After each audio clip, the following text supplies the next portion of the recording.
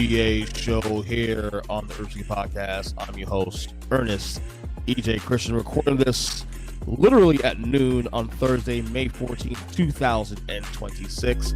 We're actually 2 days late to doing this show, and I'll explain to you guys we're 2 days late in just a second, because it's a really silly reason why. But first off, we're joined here by my co-host of the NBA show, my man, NBA analyst and author, Greg Hrinya, who's on location where? I'm in Cleveland. So if I were staying a couple hours longer, I could have gone to Game 6. Are you gonna go to Game 6? No. My flight's at 5. Would you go to Game 6 if you got a free ticket? Oh, if I got a free ticket, sure, I'd go. If the game were tonight, I'd probably go. But I'd have to pay for that ticket. So right. Well, we'll discuss that Cavs and Pistons series. That thing's taking a turn in the last couple of days. We'll get to that. So I mentioned what at the start of the show, like, you know, we've been doing this mostly on Tuesdays lately, and we had everything scheduled ready to go on Tuesday to do the show. Now, if you guys notice, I haven't done any podcasts. Well, I dropped a show, my youngest kid, yesterday, but that was pre-recorded like weeks ago. But the NBA show didn't drop on Tuesday. I didn't drop a Full Sky Anywhere on Wednesday, and there's a reason why. Tuesday, I had a bit of a panic attack, and the reason I got a panic attack because I took an edible the night before, on about 9 o'clock at night, right? And it did hit me on at the time, and I fell asleep without a problem. Woke up next morning, took my kids to school, the whole nine, and then I got home from school. My wife's going to work. She's training her new job here at home, so she's here, and I'm here editing, getting ready to do the show with you. You know, we scheduled to do 11 o'clock that morning. I was doing some like last minute check up, some notes and stuff. Stuff feeling a little weird and anxious and whatnot. I'm like, hey, Greg, can you delay 30 minutes? 30 minutes to an hour. And I'm like, Greg, we have to go to the afternoon. I don't know what it is. And I realized it was probably edible. But the thing was, I felt like I was dying. Like, I felt like my whole right side of my body felt very, very cold. Now, granted, my house is always cold. So it's not shocking. Okay. But needless to say, when your body is doing things, you have no control of what's going on in your body. Like, you think the worst case scenario, like, oh, am I having a heart attack? Am I having a stroke? What is it? I don't get it. So my whole body, and I'm going to tremors now, talking to also in the bed. So I'm like, but the thing is, what didn't change is that I'm still breathing okay. Because it was a heart attack, I couldn't breathe. One, I was breathing okay. I was able to function. I actually went through an entire conversation with ChatGPT while I was having to go through these issues to see if I was okay. Because my wife was busy. She couldn't stop what she was doing. And luckily, I was able to, ChatGPT actually got me through the whole thing with those 2 hours, bro. Needless to say, my body recovered eventually, but I went ahead and cleared my schedule for the entire day. That's why you're getting new content last couple of days, guys. Yeah, I ended up canceling that podcast. I canceled the podcast with you that morning. I also had a podcast I was scheduled to be on, actually, which I did reschedule to last night, which I did last night, which I'll promote for you guys later on. It's actually a Disney podcast. And then, so I felt better next. It took me the whole day to really recover. Like, I was still okay, but my body was like tired at that point now, so I didn't recover. So I took the entire Tuesday to relax, watch basketball, and the whole nine. So there's my reason, Greg. I dished you on Tuesday. So lesson learned about the edibles, I guess. Safe to say, I am not taking one for a while. And my wife said, "You're an idiot." And go, "Why?" Because I keep telling you, don't take a full one. Just take a half. You're doing this to bring you down. I first of all, I barely drink. As number one. Number two, I don't use substances as is. I do edibles for anxiety, just to bring me down, just to kind of keep my brain at ease. That's all. But I took a whole one this time, and not that it always does this all the time, but there have been moments where like I have felt kind of icky, and like I was like going to die or something. So, but it's been so sparse. It's happened in the 5 years I've been doing it. But yeah, I think after Tuesday's event, I think I'm gonna stay with that stuff in just general for a while. Yeah. So, Greg, that's the reason why I ditched you on Tuesday. I apologize. All good. So anyway, we got a lot to talk about today, man. Before we get to round 2. We have the NBA draft already to cover. We have a new report on Giannis Antetokounmpo, his future. Steve Kerr update, of course. We do have letter grades. 2 teams got eliminated this week while we were away. The Sixers and the Lakers. Let's get to the Sixers first, who are swept by the Knicks in the second round. What grade are you giving them this season?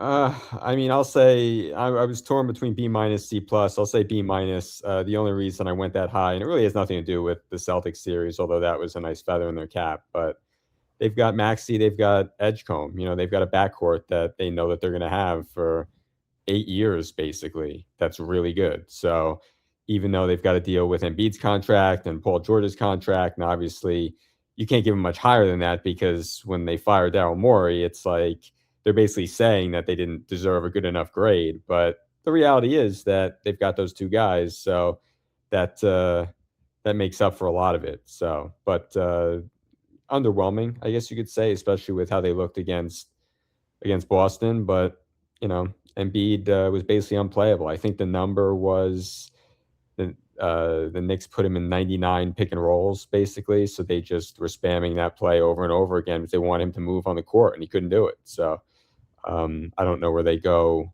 from there in the future with him. Still a great offensive player, but that drop coverage against Brunson is just, you're going to get killed running that. So I guess that's the explanation for why that series went the way that it did. But mixed bag for them, for sure. But, they have two young, really good players that we know are already good. It's not like you're looking at another team and it's a hypothetical, like, oh, if this guy turns into a player. Like, Maxey's already an all-NBA player, and Edgecombe, I mean, he's going to be first-team all-rookie. So, yeah, I went B for one reason. The expectations were very, very tight for this team. Like, we came to here knowing that Embiid's injury is going to be an issue. So we said, okay, here's the deal. You have a backcourt that can sustain the team for 82 games. If this team could be within contention and whatnot, even be a playing team, and then have their guys healthy when it needs to in April, it can work. And to their credit, they did that. Embiid was healthy in time for April. When he did play this year, he was really, really good.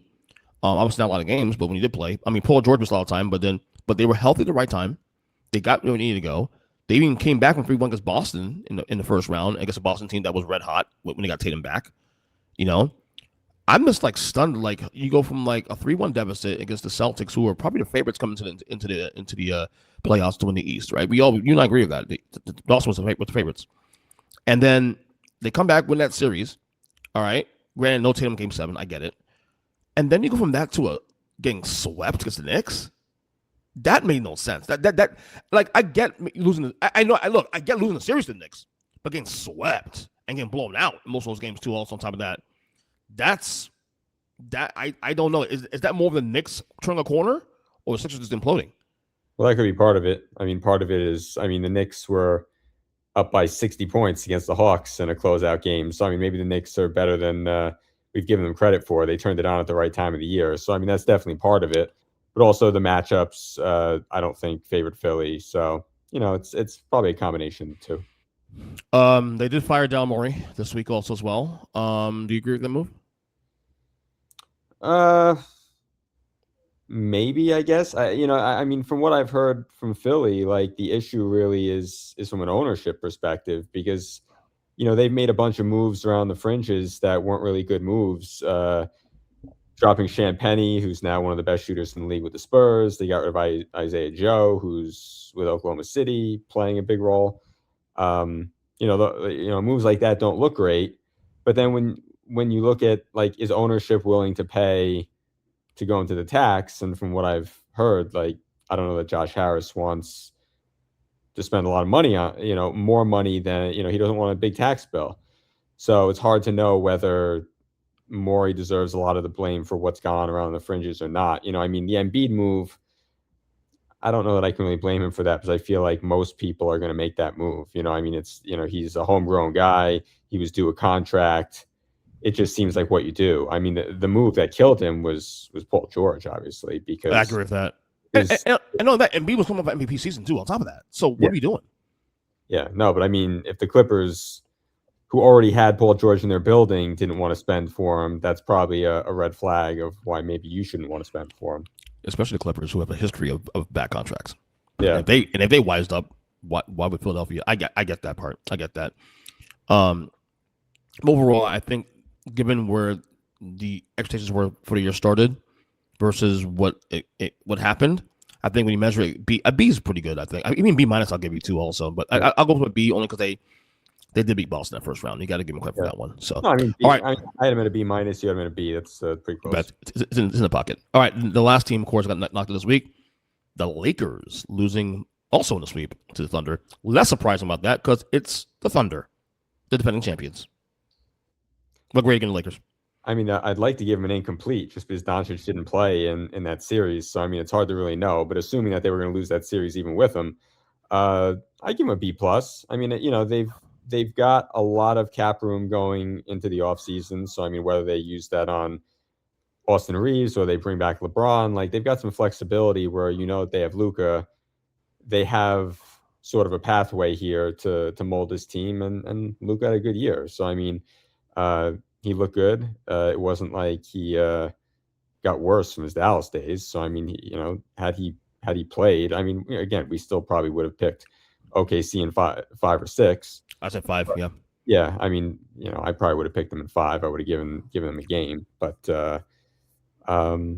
yeah, they played well this year, and it's not. They've got a star on their roster, a superstar already on their roster, who's on their contract.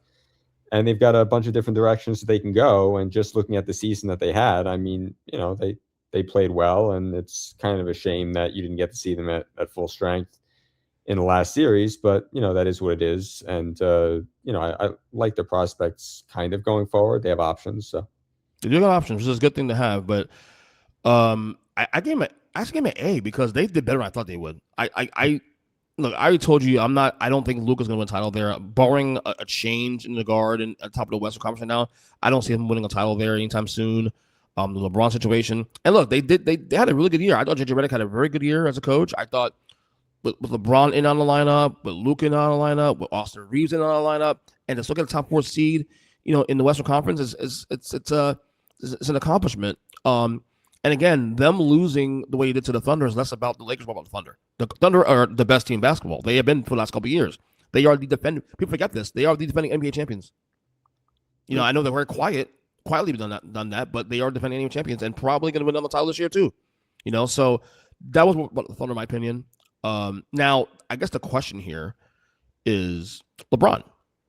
So you and I agreed, I think, coming to the year and most of the season, I believe that this is LeBron's last year in LA. But he's he's still pretty damn good. So do you now, as the Lakers, do you still have that same attitude like, yeah, still let him walk so we could use that space somewhere else, that cap space somewhere else? Or do you buy in on one more LeBron year? If you're the Lakers now, whatever LeBron wants to do is what LeBron wants to do. I'm talking about the Lakers. Do you even attempt to keep LeBron in the building, next season? I mean, based on how he played in the playoffs, I mean, how could you not want him back? I mean, he was turning back the clock nightly. So, I mean, he's aging like fine wine. I mean, he's still playing great. So, I mean, the question for LeBron is going to be, does he see a championship window there? And if not, would he rather go to Cleveland, let's say, where it all started, and just sort of tack onto that team and play for the mid-level? Or does he only care about getting his money? Because if he only cares about getting his money, I think that's going to severely limit where he's going to be welcomed. Because the teams with a lot of cap space, the Bulls, the Nets, etc., like he's not going to one of those teams that is at the bottom of the standings. I'd imagine if he's going to play another year or 2 years, he wants to take his best shot at winning a title. Yeah, why would you play anywhere else but a team that's in contention? Exactly. So, and then the other one that could be interesting would be Miami, because if they were to trade for Giannis, if you had LeBron, Giannis, and Bam, and then whatever pieces they keep from the Giannis trade, I mean that's interesting at least. I don't know if I got excited about that or not. I don't know. But I'm just saying it's a possibility. I'm not so the better we have now. I'll say that much. I don't know that I bet on it, but I mean, no, I wouldn't either. If the trade is Khalil Ware, Hero, and 3 picks, let's say, for Giannis, if that's the best deal that's out there, and Milwaukee takes it, which again I'm not sure that I still don't know that he's getting traded, but let's say if he is, and that's the best deal, you still have Jaquez, you still have Pelle Larsson, you still have a lot of guys there. So you still got Spoelstra too, the best coach in basketball, in my opinion, who can make that thing work. No, look, here's the thing. If I'm looking at right now, the three outside the Lakers, if LeBron's priority is to win titles going forward, the three teams I'm looking at right now that you can just go to, not have to worry about trading pieces out there because you're a free agent, take a vet minimum or mid level at best. You go to Cleveland, obviously, because let's say Cleveland's the series to Detroit. We'll get to that in a second, the series. Number one, the narrative is now on your side now. And the narrative is important to these people, these players these days. So if Cleveland fails, loses the next 2 games against Detroit, okay, now what's the narrative on the Cavaliers? That, they failed again. We need help. LeBron swoops in on a vet minimum. He helps the team out. And for the record, he would fit well in that team, elevate that team, and they win a title. He's a hero again. Change the narrative. But how is it makes sense, right? It makes sense, right? Yeah, but how is it going to look if he signs for $5 million, $8 million, whatever it is, when the Lakers could give him 40, let's say? Is that again? This is where the priority conversation comes into effect. Is the priority for LeBron winning another title or two, or is the priority to just collect as much money as you can? Yeah, and also, does he think that Cleveland team, even with him on it, is a championship team? So I would say so. If you just add LeBron without losing any pieces, yes. I'd imagine that they would have to lose a couple pieces. I'm not saying big pieces. It could be like Dean Wade. Salary dump. It'll be salary dumps though. It wouldn't be anything like, I got to move a draft pick or move a major player to make it happen. If LeBron James signs on the mid level, I'm saying this vaguely, not knowing Cleveland's salary cap situation. But if you sign LeBron James, even let's say, okay, let's just pie in the sky, vet minimum. Okay, which at this point, turning 42 years old, I'm okay with that. Okay, with our team that already has James Harden, that already has, Donovan Mitchell, that already has Evan Mobley, Jarrett Allen, you name it, and I think all those guys are back next year on a contract next year, I believe. That's easily the best team on paper in the East. Yeah, on paper. Yeah, because you're swapping Dean Wade out for LeBron, so you can't argue with that. Yeah, you just added 23 and 23, 8, and 7 on your team right now. Yeah. Granted, 41 years old, but still pretty damn good. So the teams looking at now is LeBron, the Cavs on top of my list, San Antonio, because San Antonio is way ahead of schedule. Again, not knowing their actual cap situation, but I have to believe they have a lot of cap room. City's given more than vet minimum, and probably more than the mid level at this point. San Antonio's in good shape because so many of their guys are on rookie deals. So, right. So it's 1 year. You just do 1 year. You'll do 1 year. Yeah, if you look at Dylan Harper and Carter Bryant alone, they're not making super. That's what I'm saying. Or Wemby. Or Wemby. Yeah, him too. Yeah, it's not. Yeah, right. So you pay. You're probably paying Wemby at some point, either this summer or the summer after that. But that doesn't matter. LeBron, we were locked in at some point between 1 year anyway. So San Antonio's another team looking at 2 also. And then, of course, you have teams like the Knicks and, teams like, we discussed in the podcast months ago, the Warriors, if they want to keep the window for Curry open, which, of course, we'll get to Steve Kerr in a second because he's returned to the team. That's another option to look at as well. So LeBron has options here, bro. Yeah. He did himself a lot of favors by having the playoffs he had, not having Luka, and get to the second round of playoffs. I think LeBron's window just opened up a little more because of his options. He has a lot of options if he's willing to take less than what he's worth. Yeah, he has to sacrifice it. But again, that's where the priority comes into effect. Is to prioritize money and to prioritize titles. We'll see. So there you go. All right, let's get to round 2. So we got 2 series left. Game 6. Well, let's go. We'll go to East West first. Which one? Let's go East. Okay. So Cavs down 0-2. Now come back up 3-2. Pistons choked that game away last night, bro. Yeah, that's a rough one. You're up by 9 points with 3 minutes left, and your calling card is defense. You got to find a way to win the game. And at home. Yeah, and look, give Evan Mobley credit because he's not a great shooter either. Well, from any part of the floor necessarily, but he knocks down a big 3, hits both his free throws in the clutch. So he scored 5 of the 9 points and really, he had a really good game last night. But he really did. You go up and down Cleveland's lineup. You're hard pressed to find a guy that didn't contribute positively in one way or another. Jarrett Allen gives you a double-double. Harden scores 30. Mitchell, even though he was terrible for most of the night, in overtime, he gave you what you needed. So I had when we did our pod a couple weeks ago, I had Cleveland in 6. So you did. It's trending that way. I'm close, but I could still see it being impossible. So all these games have been close. See, this is why you should keep your ass in Cleveland tonight and tomorrow. Yeah. And to cash in on that prediction. This on the NBA show, by the way. By the way, I'm staying here to get this prediction met. I'm here at the Q. Yeah. Cavs in 6, bro.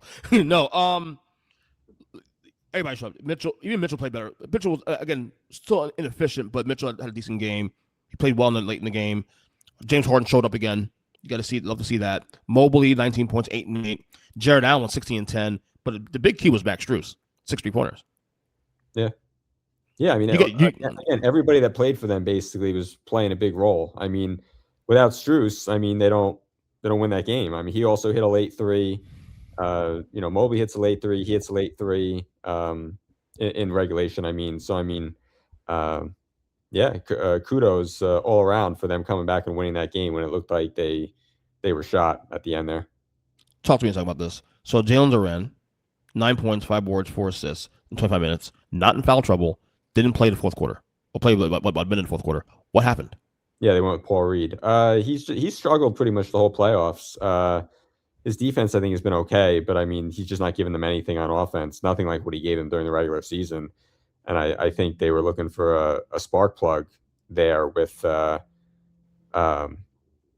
Reed, and they sort of got it. So, I mean, obviously they didn't win, but 10-8, yeah, that's 10-8. But I mean, he's played well when he's Here's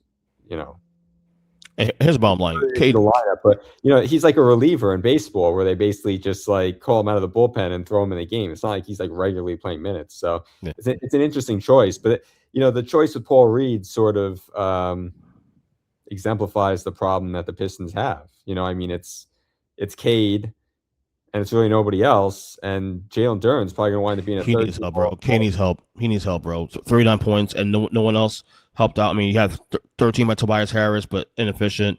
Jenkins with 19. But other than that, no one helped. Reed was okay. It was some energy, but he needs help, bro. Game 6 is tomorrow. They actually double up to game 6 is tomorrow. Series over. You got Cavs in 6. I imagine you think the series is over, right? I guess, but I mean, all these games have been close. So I mean, if you told me that Detroit won 2 more close games, I wouldn't be surprised. They're also 3-0 in elimination games this year. So obviously, I'm going to stick with the Cavs, but it wouldn't surprise me if Detroit still won the series. So. Right, but the problem is Detroit had I don't know if I call luck coming back from a 20-something point deficit against the Magic. Yeah, it's luck, but you can't keep relying on that stuff, bro, to win games. Like Cleveland might have their issues, but they're not Orlando. They're better than Orlando. You know, if you're down 20-some points against the Cavaliers, you're lucky not coming back in that game. Yeah.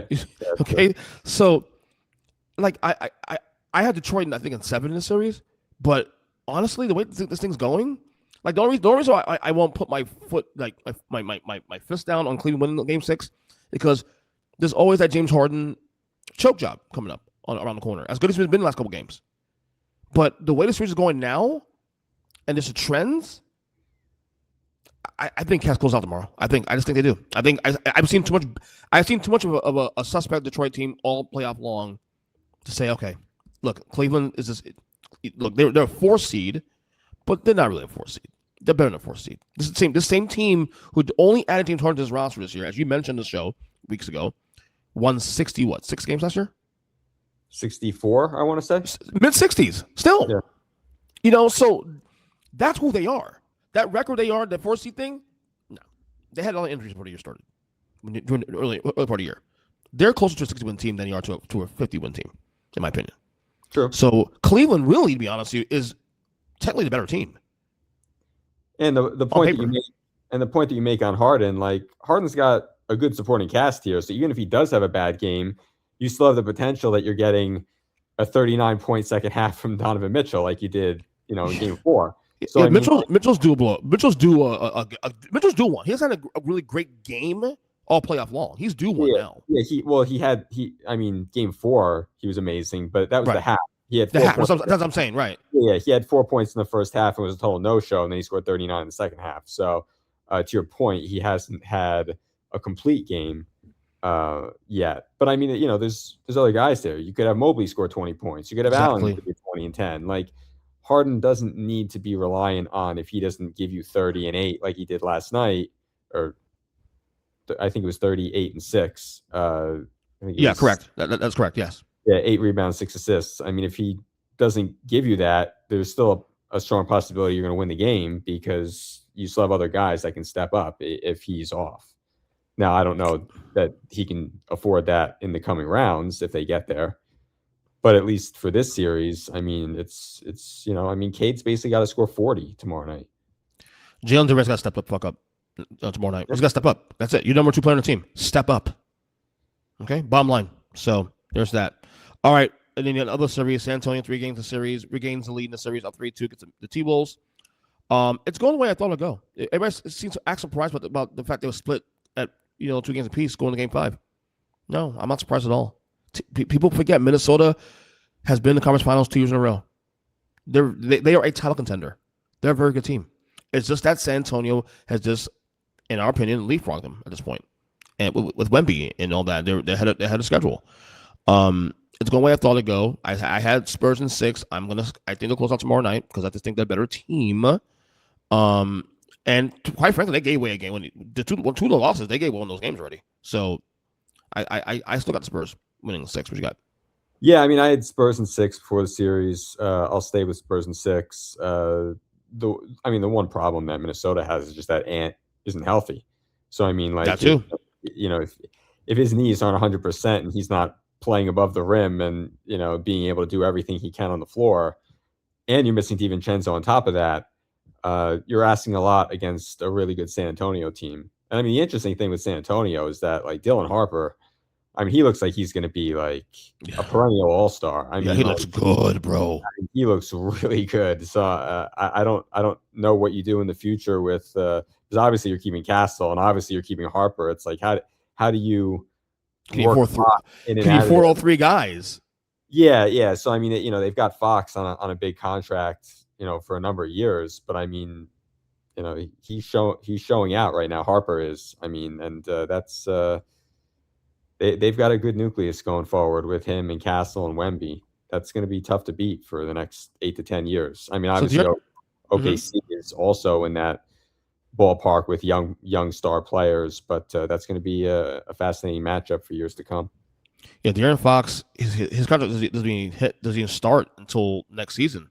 Yeah, yeah. So they may have a problem coming up trying to decide who to keep.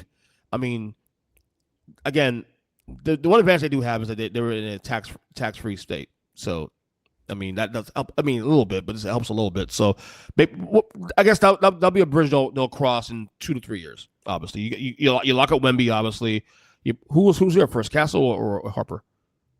Castle. He was the 4th overall pick in the 24 draft, right? 24 draft, and then Harper was the. So you'll if you decide on Castle, you let Harper run it out, or vice versa. We'll see. But that's the problem.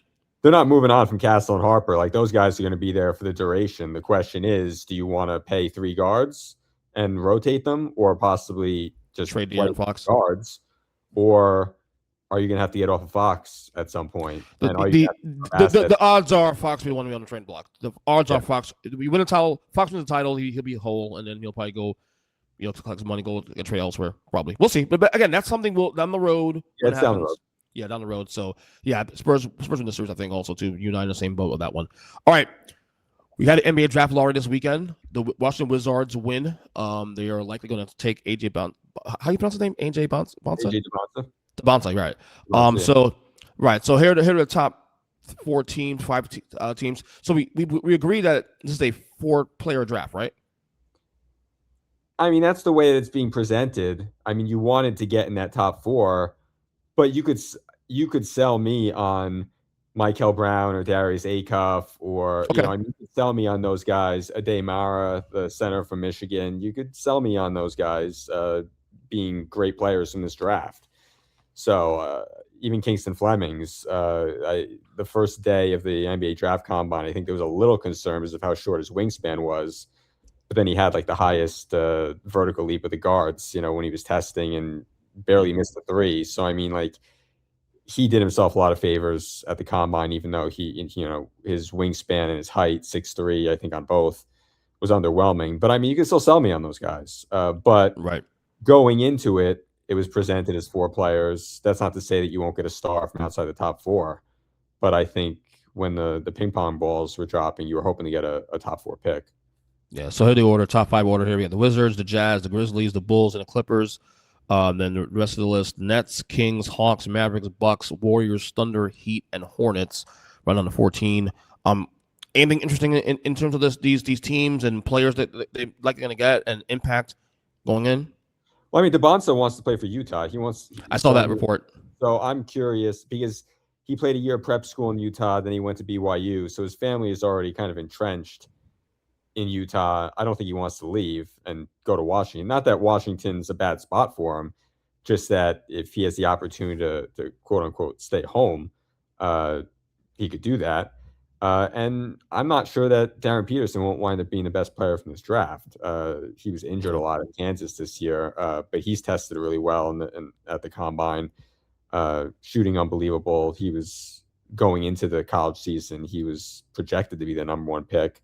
So, I mean, it'll be interesting to see from my vantage point, does Utah or does Washington entertain a trade with Utah where maybe they get a pick or 2 or a pick and a player to and swap take that spot and get Peterson. And they can still get Peterson, and you walk away from that thinking, oh, we got arguably the best player in the draft, and we're getting assets on top of that. Yeah. Price sensible and a future first-round pick, an unprotected first or something like that. So, that'll if you're Washington, do you do that? Maybe. It depends on how they evaluate the guys. That leverage. If the kid wants to go to Utah, and Utah's number 2, literally, you have the leverage to get what you want out of Utah to get. You still get a really good player in the draft on top of assets and another draft pick to work with. But why not? If you want DeBonsa, that's the reason why you don't do it. I mean, I remember when the Miami Heat drafted Justice Winslow, the story was the Celtics were offering them 4 future firsts. Now, granted, there's protections and the quality of the firsts isn't always the same, but they were offering them 4 picks for Justice Winslow for the 10th pick, and Miami turned them down and took Winslow. Mm-hmm. So, I mean, if Washington really likes DeBonsa and they look at it and say, oh, we're going to have Trae Young and Keyshawn George, and then we're going to slot DeBonsa in at the 3, and then have Alex Sarr and Anthony Davis, and that's our lineup, and that's what we want, then more power to them. Granted, they could also have Trae Young and Darren Peterson, and then Keyshawn George, and then Sarr and Davis. So, I mean, whatever they prefer, whatever player they like more, they can do it that way. Any predictions? Does DeBonsa goes to Washington? Yeah, my guess would be is that they take him first. Okay, all right.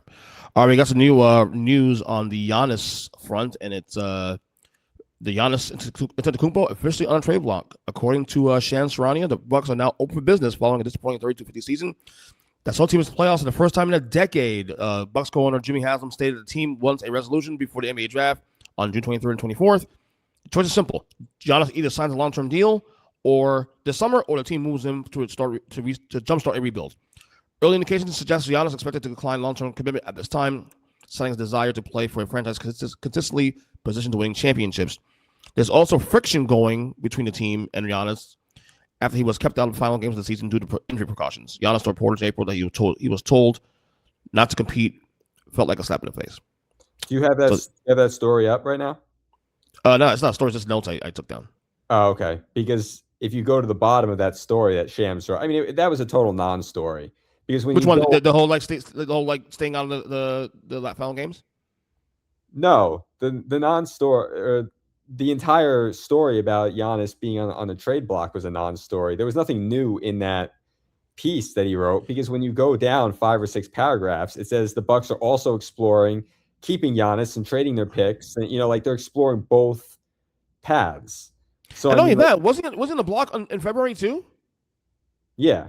Oh, so allegedly. Who knows? That's what I'm saying, though. So because when I first saw the story, I'm like, okay, but he was here too back in February, I believe. If we believe that, of course, was the case. It's just that now they're putting, now it's an actual report now that they want a deadline. Yeah, but that's the story here is the deadline part. Well, yeah. The story is that the Bucks want a resolution by the draft, But the resolution, we don't know what that's going to be. He could say, you know what? I want to sign the max here. I want the guaranteed money. I can get more money here than anywhere else. And they're going to trade, 2 picks in a swap and take, whomever at number 10. And they're going to trade for Kawhi Leonard or, take your disgruntled player and then slide them into the Bucks lineup and then take the first round pick. Because I mean, like Kawhi Leonard is not getting you more than 2 first round picks given his age and injury history. No. And I'm not, and, I'm not and I'm just using that as an example. It could be any player. I'm just saying him, to take a team that is looking to move on from, one of their players, one of their, quote unquote star players. Right. Does taking the thing is the expectation is that Giannis will not sign a long-term deal, which now will probably trigger the Bucks to say, yeah, let's start to rebuild now. That's the big news there. Everything else. Yeah, that's the expectation, but I mean, we don't know that that's actually what's going to happen because I mean, we've been doing this for like 7 years with Giannis about him going to another team, and he still hasn't left yet. And then you see like all the footage from the weekend of him, like, and I know this might seem stupid, but like with his entire family at the Milwaukee Zoo, and it's like he doesn't seem like a guy who's looking to get out of Dodge right away. I mean, if he were so sick of Milwaukee, he would have taken his family to Greece the second the season ended. The fact or a better climate, something. Yeah. I mean, like, he was clearly involved with the Jenkins hiring. I mean, they can say that he wasn't, but I mean, he posted something on Instagram from the top of the Trade Hotel, which is where Jenkins was staying, and then he eventually got hired. Right, and apparently he loves to hire. Yes, yeah. And Jenkins and Giannis have a relationship. So I mean, I'm not saying that that he's going to stay. It would be in both of their best interests to move elsewhere. But look at what happened with Damian Lillard. He wound up, wanting out. He went to Milwaukee. He was miserable, and then he went right back to Portland. It's not like he wound up going to Miami. He went right back to where the small market team that he was with. So the grass isn't always greener necessarily. So I guess I'm just not convinced that he's gone yet, given the fact that he has a stamp of approval on Jenkins as a coach. And people are going to say like, oh, well, the Bucks said in the press conference that he had no influence on it. Well, there's multiple reasons why they would say that. Because one, if he stays, they don't want him to get blamed if it doesn't work out. And two, they lose any leverage, in any ongoing stuff in the offseason. Even if they choose to keep him, their picks, given his uncertainty going forward, are a lot more valuable if you're assuming that, if they're trading picks in 2030 and 2032, and he's not going to be there, he's going to be retired or elsewhere, those are valuable picks. So I'm just not convinced that he's gone yet. I would say, if I had to put a number on it, I'd probably say 60-40 he's gone. But so you have a lean though. You have a lean that he's I'm leaning that he leaves, but I mean 40 is still a lot. It's not like I'm like 95% he's gone or 99% he's gone. Like I don't think that it's that clear cut. And Shams, like he hasn't said anything in 2 years on this situation other than that, he wants to compete for championships. And, last summer they said that, the Knicks had an exclusive negotiating window. But like the Knicks could have just called Milwaukee out of, the clear blue sky and said, we want to make, an offer for Giannis. And then Milwaukee said, okay, what's your offer? And then they laughed at them. And then Shams comes out and says, oh, they were in talks. Like that doesn't, I need to see it before I believe it. Right, but I feel like the closer we get to the end of his contract and the continued failure of the team, you have to figure where the smoke is fire. Well, I mean, like if you just look at this rationally, it makes sense for the Bucks to move on from Giannis just as much, and not even that. It would have made more sense for the Bucks to move on from Giannis last summer because they could have gotten more for him then. Because now he has a de facto no trade clause because he's going into the last year of his deal. So since he has an opt-out after that, you're basically like. He does put butts in seats though. He is a special player. He just put butts in seats. I get it, but like Milwaukee doesn't want him to opt out of his contract after next year and lose him for nothing. Right. So if the choice is lose him for nothing or trade him, and they wind up trading him, then the time to have traded him would have been last summer when you could have extracted more picks and more value for him. Exactly. From more contenders, and not championship contenders, but just teams that want to get in the mix for his services. Because if you look at it now, let's say Sacramento says we're going to empty our war chest of assets for Giannis.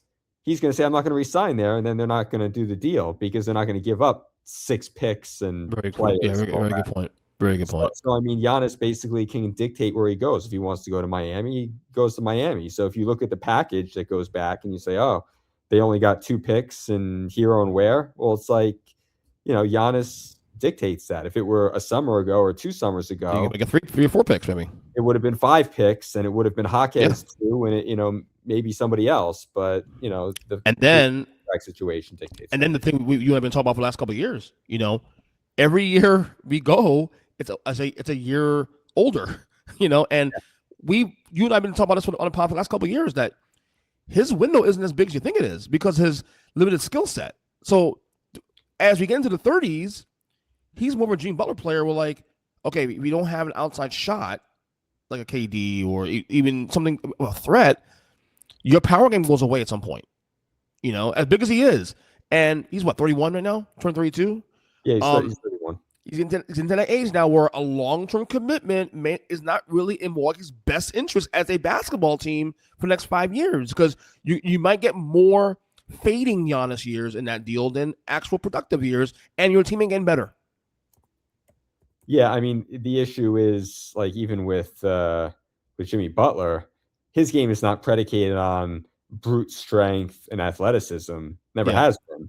So you could at least make the argument, I can see Jimmy Butler being successful at 35, 36 years old.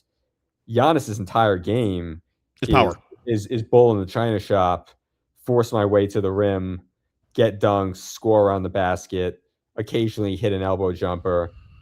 But even the elbow jumper, as an opposing coach you're going to live with, his game really isn't going to age that well. But if you're Milwaukee, do you want to trade him to Miami, have him win 2 titles, play another 8 or 9 years, and then people don't look at him as a Milwaukee Buck? They look at him as a Miami Heat player. There's a lot of equity that Milwaukee has by having him for his entire career, and like you said, selling tickets and selling merchandise. And there was a movie that was on Disney Plus about Giannis. They are front and center in that story, the Bucks. So I could see why they'd want to keep him more so than any other team. Why would the Lakers want to keep LeBron? It's not like they groomed LeBron into the star that he is, whereas Milwaukee has basically raised him as a person, not just as a basketball player. So it's a different situation with him in Milwaukee than That's others. A fair point. That's a fair point. Definitely. Ultimately, he wants to stay in Milwaukee. The issue. Do you think he wants to stay his whole career in Milwaukee? Oh yeah. I do. From everything that I've read, he wants to stay there. The issue is, can they put a team on the floor that's not going to embarrass him? So this last year, it's going to require him making sacrifices, taking a pay cut to bring in talent because no one wants to go to Milwaukee. You got to entice players to go to Milwaukee. Well, the only way you're going to get players anyway is through trades. So you're using picks again. Are you taking a depressed asset like a John Morant, putting him next to Ryan Rollins, and then you make the 10th pick maybe a Jaxson Landenborg? That's a fair point. Is that with Giannis and Miles Turner? It's not a championship team, but does that move him at all? Something that would move him would be if Donovan Mitchell said, I'm not going to re-sign in Cleveland, and they traded Donovan Mitchell to Milwaukee. That, but then at the same time, why wouldn't Cleveland just try and trade for Giannis? So it's, exactly. Fair point. You just have to see what players are out there, because they might get to a point where they can't get the kind of talent requisite to make Milwaukee even competent in terms of contention. Right. So Steve Kerr returned to the Warriors. He signed a 2-year, $35 million deal. We thought when the Steve Kerr thing came, after the Warriors got knocked out of the play-in, we thought, because all reports that Steve Kerr is done, and we all assume it's done. Even you and I were saying that in most of the season that maybe it's last year because his health issues and this and that, and the teams were building and all this stuff. He's re-up for another 2 years. Right now, that deal maintains Kerr's position as the highest paid coach in the NBA on an annual basis. Are you shocked by Steve Kerr's decision? No, because I mean, Okay. both sides are comfortable with each other. I mean, if they go out and hire James Borrego as their coach, let's say, and it doesn't work out, then the GM's getting fired too. It's just a safe thing Yeah. to stay with this nucleus. And I'm sure that Steph is very comfortable playing for Steve Kerr. Something So I tells mean, me. Something tells me Steph Curry begged him to stay. Something tells yeah, me. Something exactly. tells me. So I mean, like you probably figure that his timeline lines up with Steph's timeline, lines up with Draymond's timeline. It's probably 2 years, and in 2 years, We'll maybe they assess it have. again. Yeah, maybe they have to blow this thing up. Maybe Curry retires in 2 years. Maybe that was a conversation that they had. That I want to play 2 more years, and Steve Kerr's like, okay, then I'll sign up for 2 more years, and then I'll move on. I mean, and again, I have no idea, but it didn't surprise me that both sides wanted to stay together, given the history that they have with each other and the Right. money involved. So Yeah, and I think also what this does, I think it opens the Warriors window another year or two. We've been saying this on the show for weeks now. If Steph Curry doesn't want to leave, and if Steph Curry's priority is to win titles still and win titles with this team, and the Warriors want to continue to be in the conversation, they got to stay on the gas. And I think you keep Curry here, obviously. You got Steph Curry here. I don't know how they're going to deal with Draymond, honestly. That's another conversation for another show. But you got the Warriors. I think the Warriors will be a player this summer. They'll be a player for a Giannis, a player for a LeBron, a player for a Kawhi. I think of any team in the NBA right now, based on where they're at in a timeline, the Warriors will probably be the most aggressive because Jimmy Butler ain't getting back to what, February, March next year, and by then, well, it's damaged goods. that's also assuming that Jimmy Butler's contract isn't the chip that's moved to acquire said player. I imagine it will be moved because it is an expiring deal. Yeah, exactly. So I mean, if you go to Milwaukee, it's attractive at that point. Yeah. So if you go to Milwaukee and you say, here are 4 first-round picks and Jimmy Butler's deal, you can have Pajemski and whatever they've got there, but we'll take all your picks and your swaps. But they'd need the money to line up, and that deal would expire. So and then maybe he comes back, and maybe you flip him at the deadline to another team, So I think honestly, if I'm the Warriors, you let Draymond walk. Honestly, unless Draymond takes a massive pay cut, because I see Draymond closer to doing media at this point now. I think I'm not saying he doesn't want to play basketball, but he's not getting $20 million a year. He's not worth that kind of money anymore at this age. He's just not. Okay, so if you're Draymond Green and you want to help the Warriors, you got to take less money. You got to take less money and find a way to get Giannis to that team. If Giannis goes to that team, that changes the calculus of that team again. Now the Warriors are back in the conversation of being the top 3-4 team in the Western Conference. Because Giannis, with Steph Curry still in his prime, and who knows, you can probably fit LeBron there too also on the vet minimum. Again, this is where the options come in now. You can get LeBron can backdoor into this deal also too. So you get LeBron, Giannis, and then even Steph Curry still playing. And who knows? Maybe you can force Klay Thompson on a comeback tour. Who knows? I don't think that things ended well with Klay there, so I don't necessarily know that Klay would even want to come back. And I think he's making like 16, 17 million a year. So I mean, is this deal over now? Is 1 more year on his contract? No, I think he signed a 3-year deal. So let me check. Let me make sure real quick. So Klay Thompson, signed 3 years. Yeah, so everyone's 1 more year. Yeah, so it'd be a little more attractive by the end of the year, though. Look, they could do all that stuff. Could you fit $17 million into the cap? The Warriors have done in the past. But going back to Draymond, like he doesn't make sense anywhere else besides the Warriors. That's the point too. Also, it's Warriors. It's either Warriors or returement for Draymond. Yeah. Because unless he's like setting screens and running the offense like with Steph, he's not going to go. He's not going to go to the Bulls and score 30 points a game. It's just not exactly. So, I'm not paying $20 million for you to set screens only too. Also, especially if I want to get better. I need money to fit Giannis' contract and a potential LeBron deal and potential other pieces there. You got to make some sacrifices, buddy. So, if I had a prediction right now, I think Giannis goes to Golden State. That's my prediction. I would say it's more likely he goes to Miami because I think he wants to stay in the Eastern Conference. Really? You think so? Well, I mean, I definitely think he wants to stay in the East. But the question then becomes, is the offer so overwhelming from one team versus another that Milwaukee just says, we're going to take the best offer that's there, which they could do. But I mean, The question for Giannis would be if he's presented with this trade and they say, okay, we're adding LeBron to Steph and Draymond, is he going to sign an extension? Because if he says, no, I don't want to be on the West Coast. Does he have a no-trade clause right now? Who, Giannis? Yeah. No. But okay, there you go. He has a little leverage then. But is Golden State going to trade 4 first-round picks? And all these picks are super valuable given the way that the NBA is flattening these odds. Any one of them could be the number 1 pick. In a word, yes. Here's why. You got to make Steph Curry whole. Steph Curry is in his late 30s. Golden State has more options to work with here. You can trade for Giannis, still add LeBron, and potentially other pieces you can add under there. Okay? You got to keep Steph Curry's peak window open as much as possible. This is the way to do it. This is the way to do it. But could you trade 2 picks instead of 4 picks and get Kawhi Leonard and then still get What would LeBron? you do?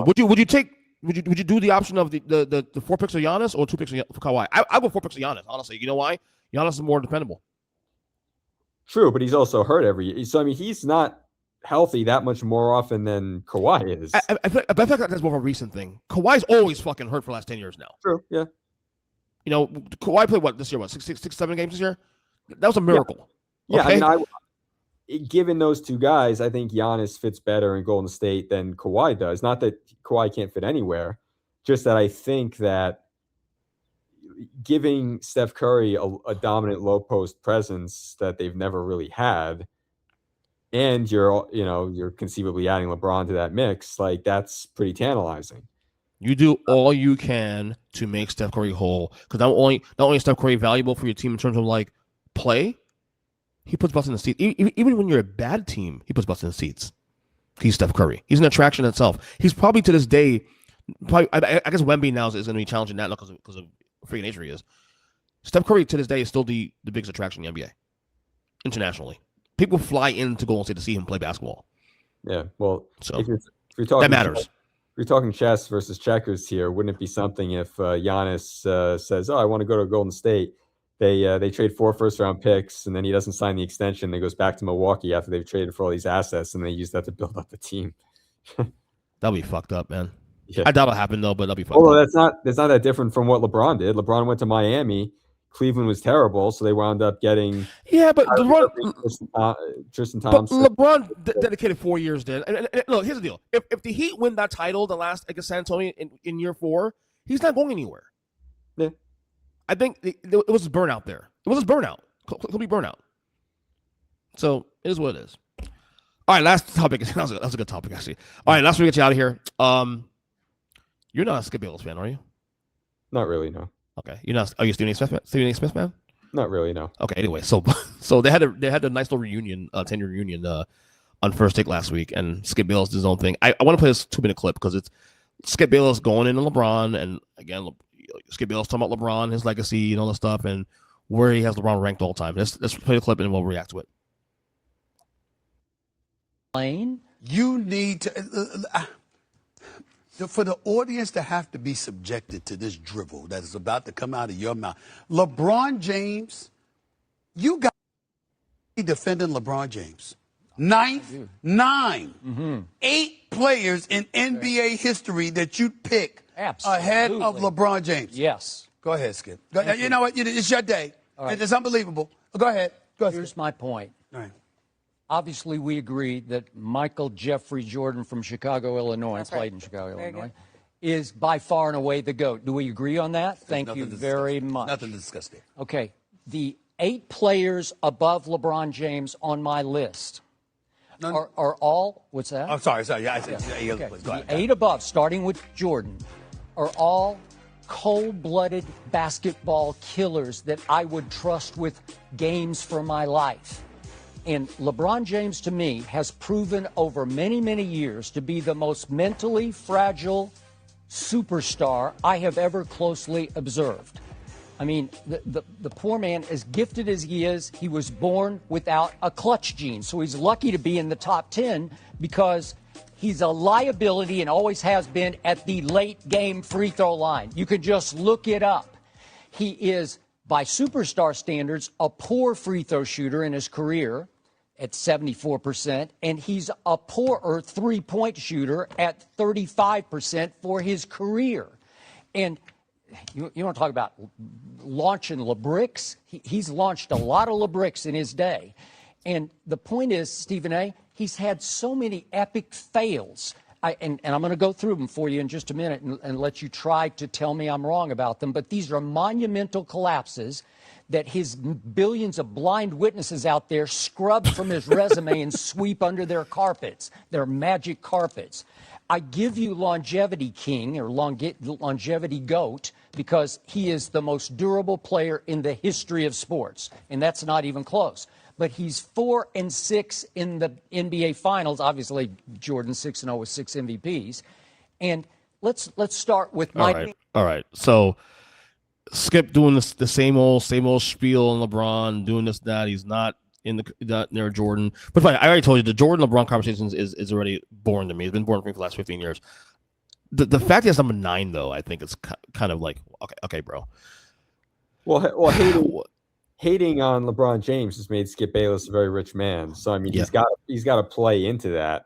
So I mean, if he has him listed at 3rd or 4th, that sort of goes against everything that he's been screaming about. 9 though, 9.